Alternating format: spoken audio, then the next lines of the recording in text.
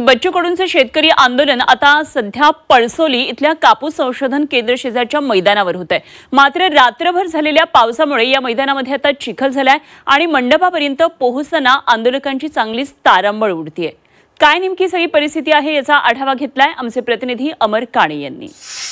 शेतकऱ्यांचं जे आंदोलन आहे तिसऱ्या दिवशी सुद्धा नागपुरात कायम आहे। मैदानात हे आंदोलन आता होत आहे, पण रात्रभर झालेल्या मुसळधार पावसानंतर मैदानात प्रचंड प्रमाणात चिखल झाली आहे। चालत जाताना लोकांना सुद्धा कठीण होताना दिसत आहे।